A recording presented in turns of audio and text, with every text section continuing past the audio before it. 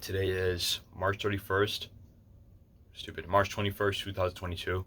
And today I did starting from yesterday, I did a 24-hour fast for I would say, fourth time. Now, previously I did fast purely because I thought that it would make me healthier and feel better, and even get rid of acne, right? Because I had really bad acne, and not only that, but I was really into longevity because I realized that my eating habits would catch up to me. And I just thought about that on my own. I thought about, oh, I'm eating in a surplus. I'm eating 2,700 3,000 calories. That was a long time ago. 2,500 to 3,000 calories.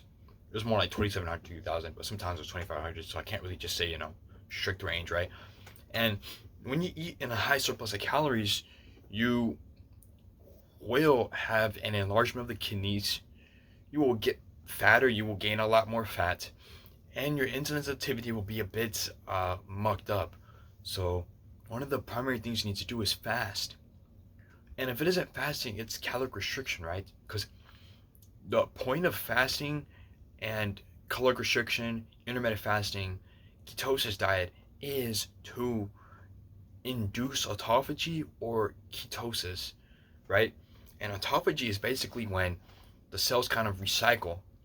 Damaged cells or cells that are unneeded get kind of destroyed in cellular destruction. I forgot what that's called. It's called apoptosis. Yes, I just remembered off the top of my mind. Apoptosis, right? And then the cells that are needed actually rebuild.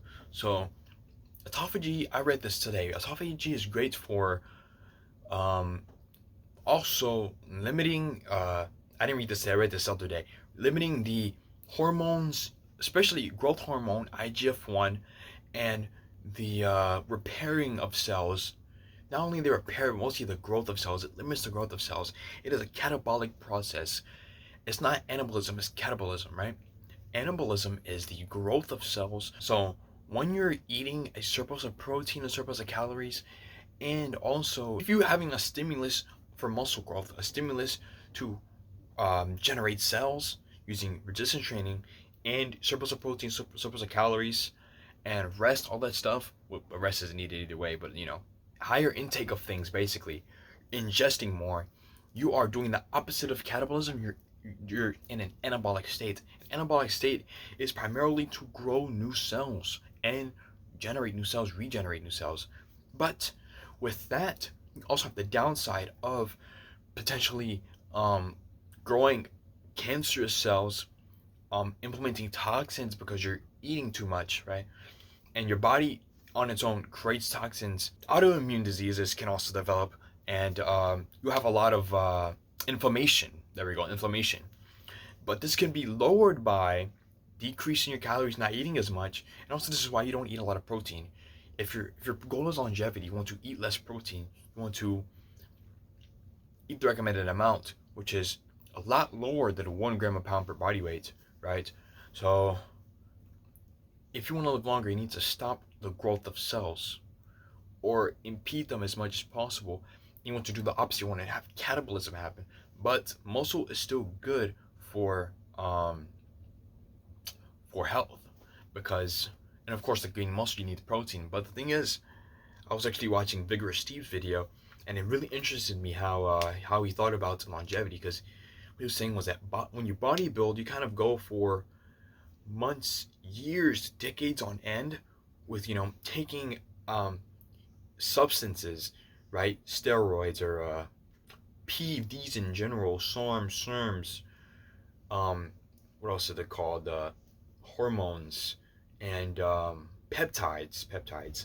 But peptides can also be good most of the time, right? There's peptides that can decrease and increase certain things in the body that can wield you longer age, um so with that, upon those decades and bodybuilding, and when you bodybuild, you have to eat more, you have to be in a surplus of calories and protein.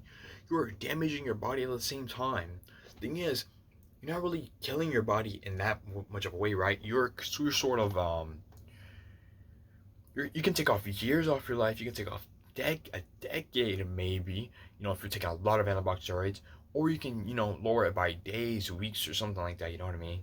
Exactly what Vigorous Steve was saying.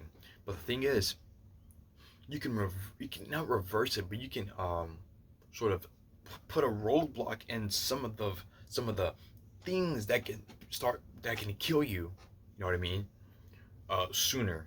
So if you're eating in a high surplus of calories, right, you're ingesting so much food, your gut microbiome might be mucked up, your insulin sensitivity might be mucked up, your kidneys might be mucked up, specifically the kidneys, something that's probably mucked up the most, your high cholesterol, high blood pressure. High blood pressure is very common within bodybuilders, especially ones that are taking steroids nowadays. So many bodybuilders using blood pressure medicine. Sorry. Wow.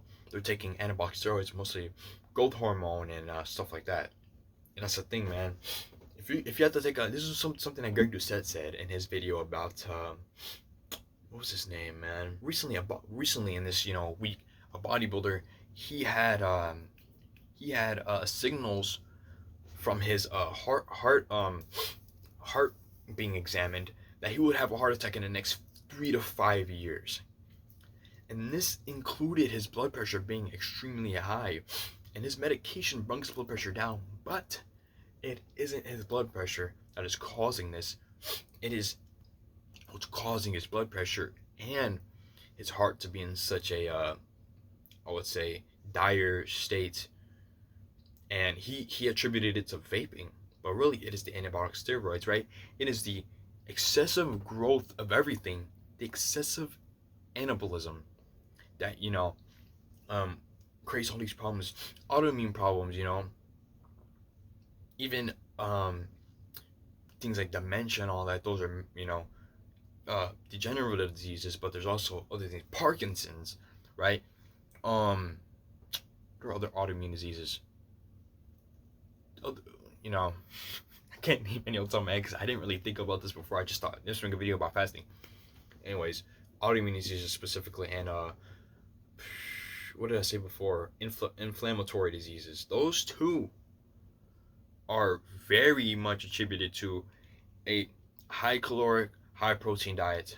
But the thing is, while you're bodybuilding, you can build all that muscle and you can just maintain as much as possible with a healthier diet or a healthier lifestyle. Vigorous Steve proves this. He's 200, like almost 250 pounds. He's a big guy. He's on steroids, right? He takes HRT, or TRT, which is clinically produced hormone replacement therapy, or hormone testosterone specifically. It can be sometimes Anavar, sometimes Clen Control, sometimes, but it's a heard about that. Not Clen. Is it Clen? Clen's for weight loss, but no. Sometimes they prescribe Anavar. It's pretty crazy, but hormone replacement therapy, testosterone, purely testosterone is what I'm talking about, testosterone. And with that, you can live longer, but there's also the downsides. Once again, anabolism. So with fasting, you're in a catabolic state, you're destroying cells, you're potentially, mostly, destroying cells that are bad. Even cancer patients, they're sometimes prescribed by a doctor a diet where they fast or they go into ketosis and they induce autophagy just so that they can live longer, so that they can stop the spreading of cancer as much as possible. And this works because, like I said, autophagy, very useful function. Autophagy happens all the time. When you work out, autophagy happens. You recycle the cells. Cells are destroyed, cells are created, right?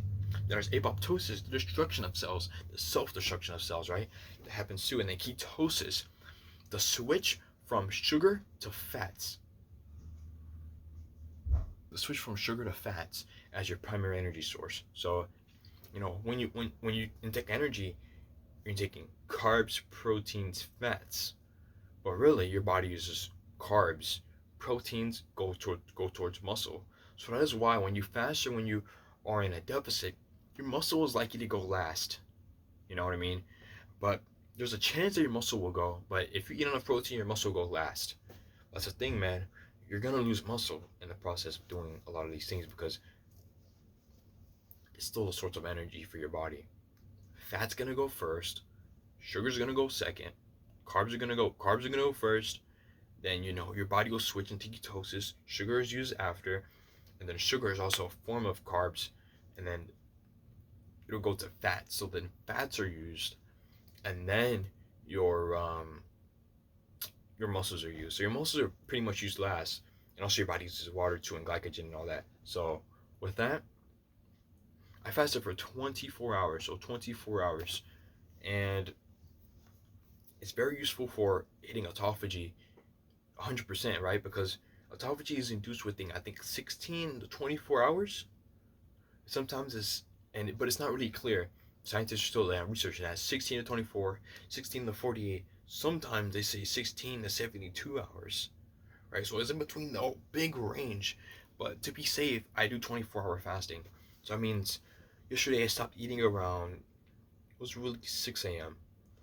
It's a little bit off now, but because I ate at, it was at 5. It was at 5. I ate at 5. So I'm an hour off. So it's basically 23-hour fast, but it's like, dude, the autophagy can happen within 16 to 24 hours for the most part. So I fasted because I actually ate a lot of sugary foods for the whole week. And it's not really like, oh, I ate a lot of sugar, blah, blah, blah. It was kind of me like thinking like, oh, well, with the things that I'm thinking, maybe I can kind of flush out some sugar, or maybe simply lose a little bit of weight or enlarge my kidneys again. I'll repeat that. You know, because of all the damage I did. And it's kind of stupid. Kind of like, oh, you can't just stop eating because you ate so much. It's like, But if you look at the science behind fasting, I just want to, do it because a healthy person can fast 1 to 3 times a year. Like an extended fast, like 24 hours completely, and they'll get health benefits. They'll live longer because you're stopping the growth of cells that shouldn't be grown, or you're regrowing the cells that are good for you, right? So yeah, this is also can happen with intermittent fasting, right? So intermittent fasting is when you have 16 hours of fasting and 4 hours to eat. So once again, you're taking advantage of that 24-hour time, but you're only using the least amount, right? The 16 hours to fast to induce autophagy. But I don't know. I don't think it's as surefire as fasting for 24. I did a 23-hour fast, right? If you don't count the freaking, little hours, the one single hour that I did before yesterday that I took from, you know what I mean, right? You know what I mean. So with that, if you want to reduce autophagy without going on an insane fast, I really suggest you Google autophagy. It's really useful, and you can trigger it with intermittent fasting, like I just said, 16 hours of fasting, 4-hour eating window. But remember, you don't eat all that you can in that 4 hours. You eat in a deficit, because the things that induce autophagy is fasting, caloric deficit, exercise, ketosis, and eating a lot of fats. So it's because in order to reach ketosis, your body has to not ingest a lot of carbs at all. And when that happens, your body doesn't have any carbs to use, it switches to fats. So with that, you can do all those things together, right? With ketosis, you can go into ketosis by eating a keto diet, high fats, some protein, very, very extremely low carb, and then you can fast all the while, intermittent fast, and you can do extended fasts, 24-hour fasts, and stuff like that. And you can exercise on top of that, doing cardio, and stuff like that, right? Because you want to do extended exercise, you want to exercise as much as you can. Doing weightlifting is also very highly recommended, because the more you weightlift, the less likely you will be to lose muscle in the process of fasting. Because while you're through autophagy, it is very likely that you can lose muscle. Very likely. But if you weightlift and eat a lot of protein normally, you will be fine. So that's my video on autophagy and fasting. And like I said, I'm no expert. I don't know a lot about this. It's just, what I learned through researching and reading on my own. I'm not a professional. I barely know anything compared to a professional. I felt like making this video because I fasted, and so people were asking, like, why are you doing this? Like, why are you fasting? It's like, because I want to reduce autophagy. That's the main reason. There's no other reason to fast. I mean, there's religious reasons, And when you do fast, you kind of do. Okay, I'll say this: when you fast, you're using so much willpower. And it's kind of like when you work out, you're under so much weight and you're just hurting yourself. It just hurts so bad, like so bad. But you kind of have like an epiphany. Like you're like, well, I'm alive, and it's like, dude, I can feel hunger.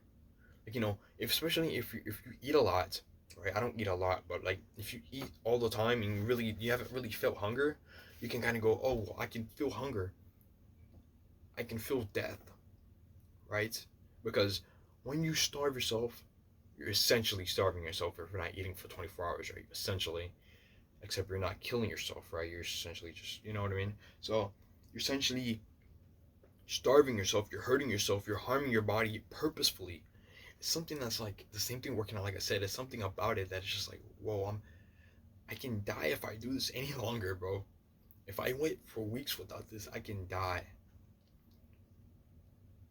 But then it's also like I'm doing this for a good reason. If I don't do this, I can also die. If I was to eat like crap, not exercise, and sit down all day, do nothing, I will also die.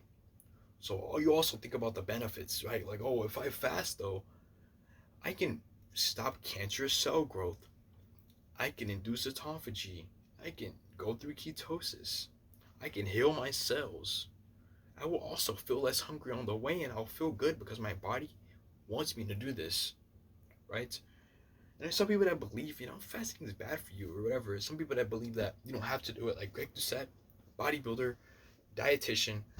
He has 2 cookbooks, right? What he says is that he doesn't recommend fasting because of how hard it is, because it's just not needed to lose fat, right? But what I think is that if your goal isn't to lose fat and you want to live longer, then fasting is perfect for you. And it's also if you look on health sites stuff, it says you shouldn't fast if you're 65 or older, have diabetes that is treated with medicine, or if you're sometimes overweight or obese, something like that, or have any what are they? It's not autoimmune, metabolic disorders, I think, because then you're hurting yourself even more. If you have anorexia, you shouldn't fast because you're feeding into your eating disorder. So that's all I have for today, man. Next video will be my model that I actually made. I made a whole model. I had a whole PowerPoint on how can we Americans uh, get through this obesity epidemic. I made a nice PowerPoint. I presented it, real well. No, it's not perfect, but I know exactly. I created it myself. I used my own method, I guess you can say, for America, and I used data and everything. It was for a project, and I scrapped it. I didn't want to show it to anyone, but I think it'll be more useful here. I probably should have pretended it. Probably would have gotten a good score, but it's like, yeah, is what it is. You know what I mean? On that note, on the ending note, just do anything, man. Get off your butt. That's the main thing I always say. Get off your butt and read something. Read anything, man. Right now I'm reading like 4 books, bro. I'm reading Dune. I finished book 1 of Dune. I'm almost done with Percy Jackson, The Lightning Thief.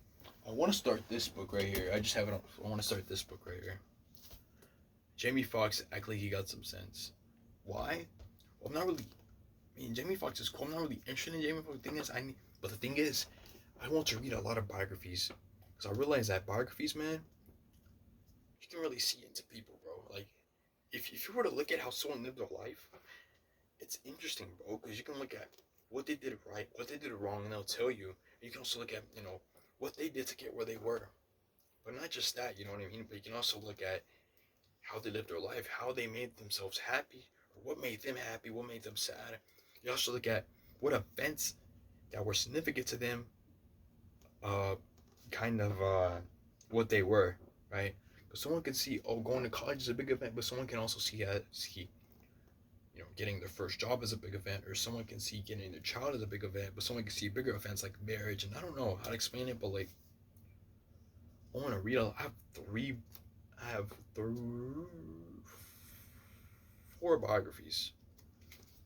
Jamie Foxx. I have one of Charlemagne the God. I have one of that black dude from Shark Tank. I forgot his name. And I also have let me go look.